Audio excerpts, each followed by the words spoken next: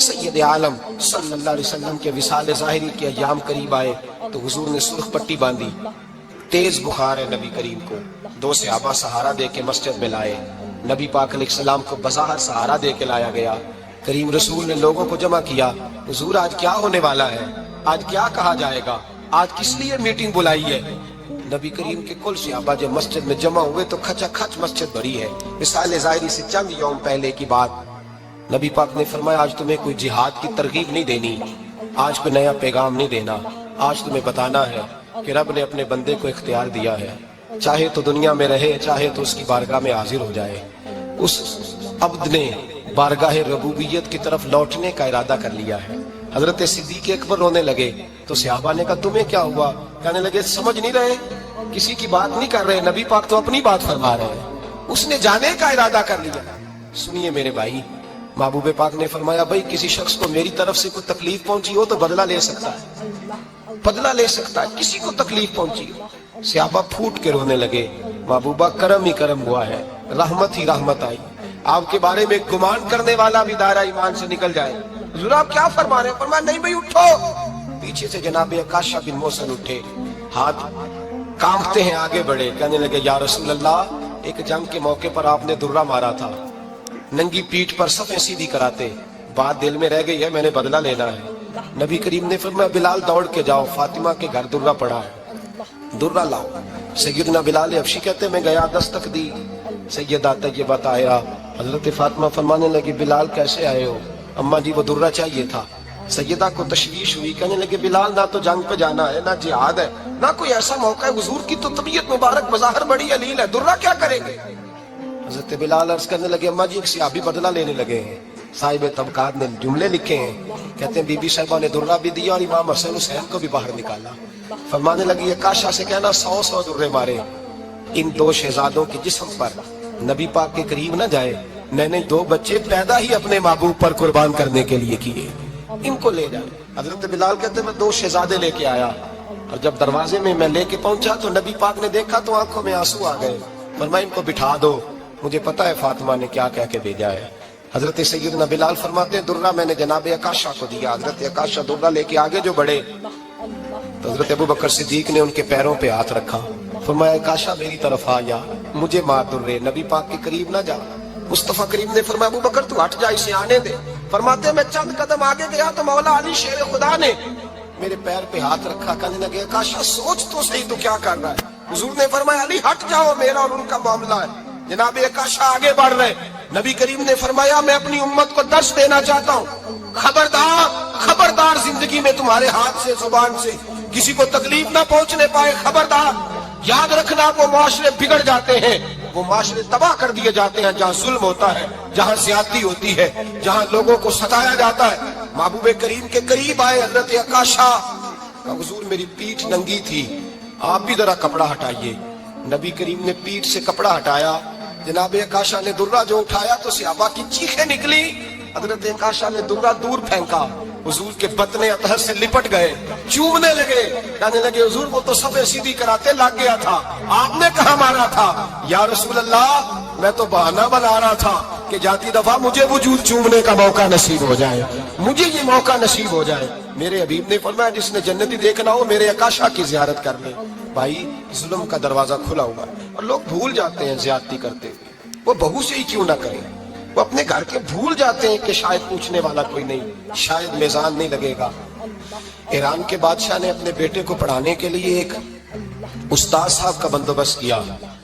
استاد صاحب کو کہا کہ میرے بچے کو دین پڑھائیے، میں چاہتا ہوں کل اس نے انعام حکومت کو سنبھالنا ہے تو یہ دین سے آگاہ ہو جائے، اس کو کچھ سکھائیے پڑھائیے۔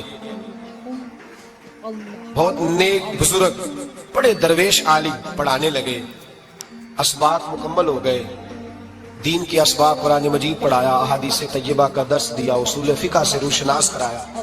جب بچے نے مکمل تعلیم حاصل کر لی اور آمین ہو گئی، دستار ہو گئی، فارغ ہو گئے تو پھر ایک دن استاد صاحب نے کہا بیٹے کل تم نے ضرور آنا ہے، کچھ بات کرنی ہے۔ شہزادہ گیا ملنے استاد صاحب سے، استاد صاحب نے کنڈی لگا لی، ہاتھ میں درہ پکڑ لیا، مار مار کے پورے وجود کو زخمی کر دیا، کوئی غلطی نہیں، کوئی بات نہیں، مارا اب بچہ آیا آ کے بادشاہ سلامت سے کہا کہ ابا جی سمجھ نہیں آئی، بڑا مارا ہے استاد۔ تو سیانے تھے نا بادشاہ، یہاں تو قاری صاحب روز کٹہرے میں کھڑے ہوتے ہیں، مولوی صاحب آپ نے میرے بچے کو کیوں مارا ہے؟ آپ 8,000 کے مولوی ہیں، میرا کئی کروڑ کا بچہ ہے، سویرے بدل لیں گے، خبردار آپ نے بچے کو ہاتھ لگایا، اپنی حیثیت میں رہے معاذ اللہ۔ جو قومیں استادوں کو کٹہروں میں کھڑا کرتی ہیں وہ ترقی نہیں کر پاتی، جو استادوں کو کٹہروں میں روز کھڑا کرتی ہیں۔ کہا ابا جی بڑا مارا ہے، تو والد بڑے سمجھدار تھے، کہنے لگے بیٹا استاد باپ ہوتا ہے، وہ زیادتی نہیں کرتا، کوئی بات ہوگی میں تیرے استاد کو کٹہرے میں نہیں بلاؤں گا۔ اماں سے بات کی، اماں کہنے لگی بیٹا میں تیرے باپ سے کیسے بات کروں، ڈرا تھا۔ وقت گزر گیا، 22 سال بیت گئے، 22 سال گزر گئے، بادشاہ کا انتقال ہوا، شہزادہ تخت پہ بیٹھا، پہلا حکم یہ دیا کہ میرے استاد کو بلاؤ، پہلا حکم۔ استاد جی بوڑھے ہو گئے تھے، چھڑی کے اوپر ٹیک لگا کے آئے اور بھمیں سفید ہو کے جھک گئی تھیں، یوں آنکھ کھول کے بڑی مشکل سے دیکھا، کہنے لگے شہزادے حکم ہو۔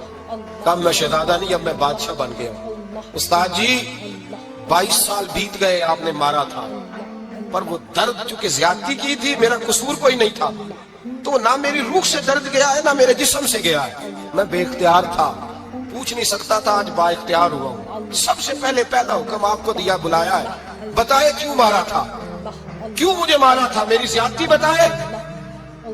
تو استاد، بوڑھے استاد کی آنکھیں آنسوؤں سے بھر گئی، کہنے لگے بیٹے بس آج کے دن کے لیے مارا تھا، یہ جو دن آ گیا نا میری زندگی میں اس لیے مارا تھا، یہ میں چاہتا تھا میری زندگی میں وقت ہے آج کے، بس میری مراد پوری ہو گئی۔ کہ صاحب کس لیے، مجھے بھی سمجھائیں۔ آپ فرمانے لگے کتنی دیر ہو گئی تجھے مار کھائے ہوئے، کتنا زمانہ بیت گیا؟ کہنے لگا 22 سال۔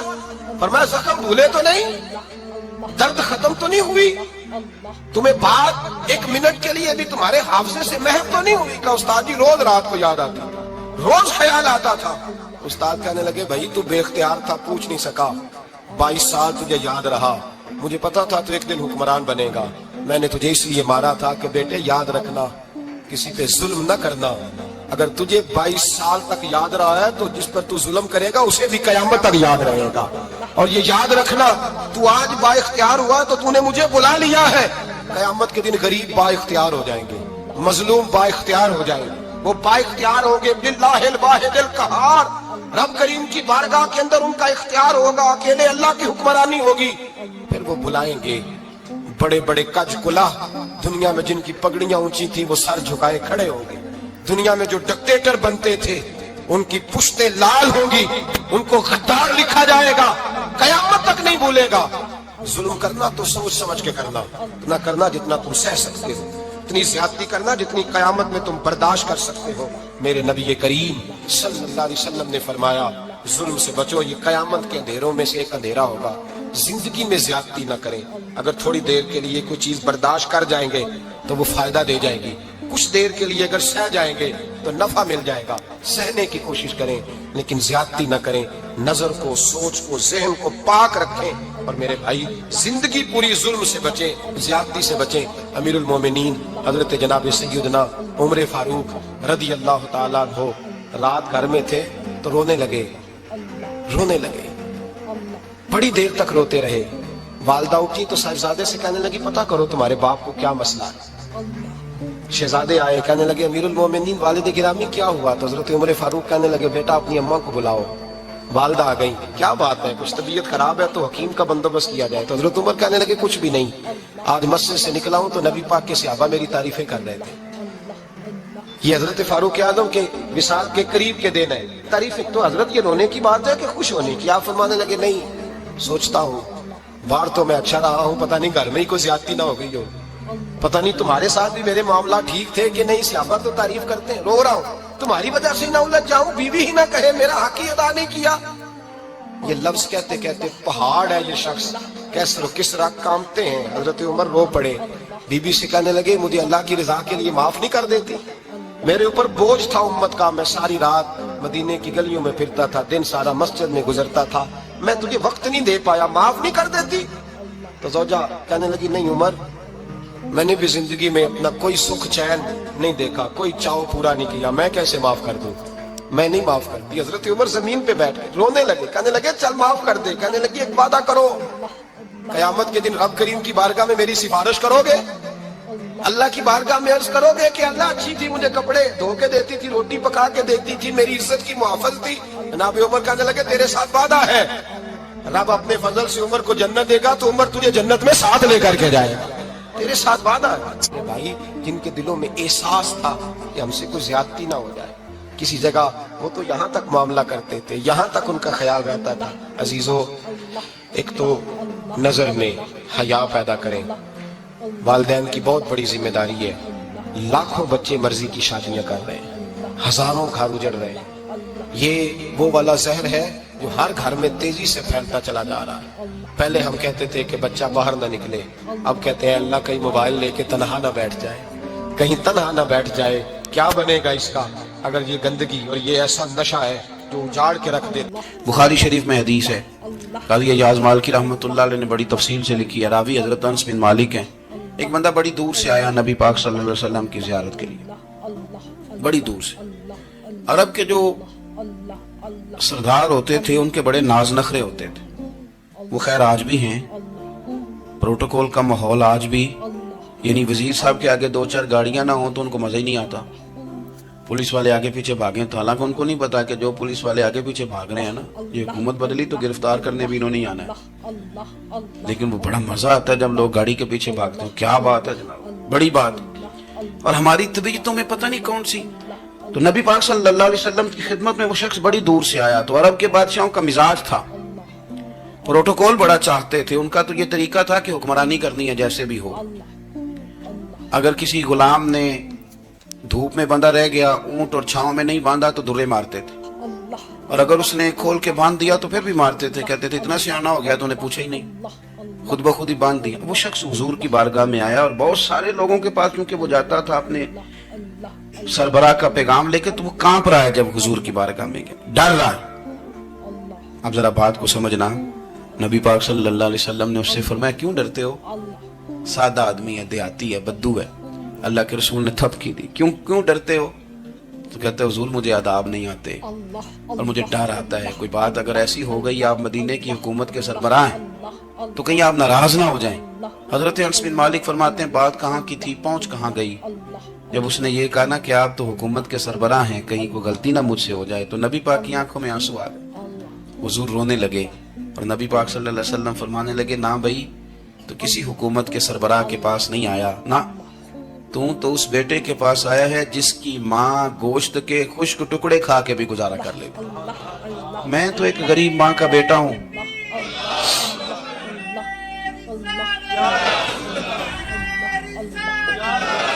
بھائی اگر آپ کا یہ ذوق بن جائے، دیکھو نا آج تو لوگ بھول جاتے ہیں نا، کپڑے بدل لیتے ہیں تو وہ سمجھتے ہیں کہ شاید سارا کچھ ہی بدل گیا. یعنی گاؤں سے آ کر پڑھنے والے بھول ہی گئے ہیں کہ کس کی ماں نے کتنا زیور بیچا. لوگ بھول جاتے ہیں چیزوں کو. اپنے ماضی کو یاد رکھیں، آپ لوگوں کے ساتھ پیار کریں، آپ لوگوں کو موقع دیں، آپ تھوڑی سی اور کوشش کریں اس شخص تک جانے کی جو آپ کو مایوس نظر آ رہا ہے، پریشان نظر آ رہا ہے. یہ ہمیں میلاد والے محبوب صلی اللہ علیہ وسلم نے درس دی. ایک اور پہلو، حضور سید عالم صلی اللہ علیہ وسلم نے، ہمارے ہاں نا ابھی بھی برادری کی تقسیم ہے، ابھی بھی. اور کچھ میں نے ایسے کمزور لوگ بھی دیکھے، یہ اس طرح کی حرکتیں ہارے ہوئے لوگ کرتے ہیں. ہارے ہوئے لوگ جو اپنے آپ کو سمجھتے ہیں کہ میں کو بڑا آدمی ہوں. بڑا آدمی تو اپنے اخلاق سے ہوتا ہے، اپنے کردار سے ہوتا ہے، اپنی سخاوت سے ہوتا ہے، لوگوں سے پیار کرنے سے ہوتا ہے. باقی یہ کہ بیٹھ کے کہانی سنانا کہ میں بڑا کچھ کرتا ہوں، تو جو کچھ کرتا ہوتا ہے اسے سنانے کی کوئی ضرورت ہے؟ ایک اور بہت سارے لوگ آپ تعزیت کرنے جائیں نا والد کے انتقال کے بعد، تو ان بیچاروں کو بتانا پڑتا ہے کہ ابا جی میرے بغیر دوائی نہیں کھاتے تھے. تو میں کہتا ہوں اگر تیرے بغیر نہیں کھاتے تھے پھر بتانے کی ضرورت نہیں، پھر تو سارے گاؤں کو پتا ہوگا کہ تیرے بغیر نہیں کھاتے. اور اگر کوئی دال میں کالا ہے تو پھر تیری وضاحت کوئی بندہ قبول نہیں کرے گا. تو آپ کو بتانا کیوں پڑ رہا ہے؟ اور آپ بار بار اس بات کا ذکر کیوں کر رہے ہیں کہ ہم بہت بڑے قبیلے کے ہیں؟ صاحب اگر آپ بڑے قبیلے کے ہیں تو پتا ہوگا سارے علاقے کو آپ کتنا لوگوں کا خیال کرتے ہیں، آپ کس قدر محبت کرتے ہیں، آپ کا انداز کریمانہ کس طرح کا. پھر آپ کو بتانے کی کوئی ضرورت نہیں ہوتی، پھر خود بخود خبر ہوتی. حضرت سیدنا ابو ذر غفاری رضی اللہ تعالیٰ عنہ، قبیلہ بنو غفار ایک بڑی شاخ تھی قبیلوں میں سے. جو لوگ اس زمانے میں مالدار قبیلوں سے تعلق رکھتے تھے ان میں سے ایک بڑا نام تھا. ساری زندگی چودراہٹ کی، لیکن میلاد ایک انقلاب کا نام ہے. میں میلاد منانے والے دوستوں سے گزارش کرتا ہوں کہ آپ ہر سال میلاد منائیں اور ہر سال میلاد کے بعد آپ تھوڑے بدل بھی جائیں، یعنی تھوڑے سے بدل جائیں. کچھ لوگ کہیں یار یہ داڑھی میں نے نا 12 ربیع الاول والے دن رکھی تھی، یہ میری میلاد والی داڑھی ہے. اور داڑھی رکھیں بھی نبی پاک کی مرضی کی. کس کی مرضی کی؟ نہ ناراض ہو جائے جی میں ٹور چلا بس. کس مرضی کی جی؟ اپنی مرضی کے نہیں. داڑھی کا وزن کو نہیں ہوتا کہ پوری مٹھی رکھیں گے تو آپ کو کوئی دقت ہوگی، کوئی وزن نہیں. پوری رکھیں، جو حضور کا طریقہ مبارکہ ہے جو ہمیں ملتا ہے اس پر آپ توجہ فرمائیں. تو میں جو بات عرض کرنے جا رہا ہوں وہ میلاد انقلاب ہے. حضور سید عالم صلی اللہ علیہ وسلم کی بارگاہ میں آنے سے پہلے لوگ کچھ اور ہوتے تھے اور یہاں سے ہو کے جاتے تھے تو پھر ان میں تبدیلی آتی تھی. میں سارا دن کرامتے سناؤں نا کسی کو اپنے پیر صاحب کی اور اپنے گھر میں بھی کہ میرے حضرت بڑے، میرے استاد بڑے، لیکن بیوی کے ساتھ اگر میں ترش لہجے میں بات کروں گا تو وہ کہے گی یہ سکھاتے ہیں تینوں پیر صاحب. دوست کہیں گے یہ سکھاتے ہیں آپ. تو آپ کی کہانیاں نہیں چلتی، آپ کا کردار چلتا ہے. حضرت ابو ذر غفاری رضی اللہ تعالیٰ عنہ فرماتے ہیں چونکہ میں چودھری تھا، سیدنا بلال حبشی رضی اللہ تعالیٰ عنہ کے پاس میں بیٹھا تھا. کسی بات میں بات آگے بڑھی اور بڑھتے بڑھتے بات شکرنجی تک چلی گئی. رائے کے اختلاف نے باتوں میں تلخی پیدا کر دی اور جب تھوڑے لفظ اور تیز ہوئے تو میں نے انہیں کہہ دیا چپ کر، تو ابشن کا بیٹا ہے. کس کے بیٹے تھے حضرت بلال؟ کہتے ہیں جب انہوں نے مجھے کہا تو میرا دل بڑا ٹوٹا کہ میں نے ارادہ کیا کہ میں نے حضور کی بارگاہ میں نہیں عرض کرنی. اب ہر بات کی ہم حضور کی بارگاہ میں شکایت کریں، لیکن میں جا کے مسجد میں بیٹھا اور جب سرکار آئے نا ارادہ نہیں تھا کہ عرض کروں گا، لیکن حضور کا چہرہ دیکھا تو دکھ میرا خود ہی تازہ ہو گیا. رونے کا بھی تو تب ہی مزہ آتا ہے نا کوئی اپنا ملے تو. فرماتے ہیں کہ میرے آنسو نا بغیر اختیار کے چھلک پڑے اور میں کھل کے روئے، کھل کے. قربان جاؤں محبوب کے بھی حضور نے پاس نہیں بلایا بلکہ نبی پاک اٹھ کے خود میرے پاس آئے اور مجھے کندھوں سے پکڑ کے سینے سے لگایا. اور جب میں کھل کے رو لیا تو حضور میرے آنسو پوچھنے لگے. کچھ شعر ایسے ہوتے ہیں جو کسی نے کہے ہوتے ہیں اور کہنے والا جو ہوتا ہے وہ صاحب حال ہوتا ہے تو اس میں کچھ خوبصورتی زیادہ ہی ہو جاتی ہے. ایک پنجابی کے شاعر ہمارے گجرات میں گزرے، بزرگ تھے، ان کا ایک شعر ہے، وہ کہتے ہیں ایک باری میری آنکھیاں چوں اونا نے اتھرو پونجے سن. ایک باری میری آنکھیاں چوں اونا نے اتھرو پونجے سن، ہن تے چسکا پہ گیا رونے دا. ایک باری میری آنکھیاں چوں اونا نے اتھرو پونجے سن، ہن تے چسکا پہ گیا رونے دا تے ہر ویلے آہو زاری دا. تو میں روز رونے لگا ہوں، مزہ ہی بڑا آیا ہے جب سے محبوب نے چپ کرانا شروع کیا. میرے عزیز، اور پھر حضرت بلال حبشی رضی اللہ تعالیٰ عنہ چونکہ حضور کے غلام تھے اور انہیں پتا تھا کہ سرکار میری ناز برداری کرتے ہیں، حضور نے چپ کرایا. فرمایا کیوں روتے ہو؟ تو عرض کرنے لگے یا رسول اللہ صلی اللہ علیہ وسلم اگر میں ابشن کا بیٹا ہوں تو میری تو غلطی کوئی نہیں نا، یہ تو تقسیم اللہ کی ہے نا. الذی خلقک فسواک فعدلک فی ای صورت ما شاء رکبک. جس طرح وہ چاہتا ہے، جس کو چاہتا ہے اس طرح کی اس کی صورت بنا دیتا ہے. تو مجھے ابشن کا بیٹا کہا جاتا ہے، میری غلطی کیا ہے؟ حضرت بلال نے بھی نہیں بتایا کس نے کہا، لیکن نبی پاک صلی اللہ علیہ وسلم نے کیا فرمایا. امام یوسف صالحی نے لکھا ہے، ذرا غور کرنا بات پر، تسلیاں لوگ اور رنگ میں بھی دیتے ہیں پر یہ تسلی بڑی انوکھی ہے. حضور فرمانے لگے بلال اگر تو ابشن کا بیٹا ہے تو پریشان کیوں ہوتا ہے؟ کالے رنگ والی ماں کا بیٹا ہے تو پریشان کیوں ہوتا ہے اگر تیری والدہ کا رنگ کالا ہے تو؟ عرض کی حضور آپ کیا فرمانا چاہتے ہیں؟ تو سرکار فرمانے لگے میں دو ماؤں کا بیٹا ہوں، ایک جناب آمنہ جنہوں نے مجھے پیدا کیا اور ایک حضرت ام ایمن جنہوں نے میری پرورش کی، مجھے بڑا کیا. حضور فرمانے لگے میری ماں آمنہ کا رنگ گورا تھا اور میری ماں ام ایمن کا رنگ کالا ہے. تو فرمایا اگر تجھے کسی نے کالے رنگ والی ماں کا بیٹا کہا تو اسے کہہ دینا مدینے والی محبوب کی بھی تو ایک والدہ کا رنگ کالا ہے، تو کہہ دینا. حضرت بلال کہتے ہیں کہ وہ اس طرح کی تسلی تھی، طفل تسلیاں نہیں جس طرح کی ہمیں دی جاتی، وہ اس طرح کی خوبصورت تسلی تھی کہ اس کے بعد میرا دل ایسا ٹھنڈا ہوا، پھر کسی کا تانا نہیں رہا، پھر کسی کی تکلیف نہیں رہی. رسول پاک صلی اللہ تعالی علیہ وسلم نے یہ جو آج تقسیم ہے ہمارے ہاں اونچ نیچ کی، چھوٹے بڑے کی، ذات برادری کی، حضور فرماتے ہیں میں نے پاؤں کے نیچے رکھ کے کچل دی.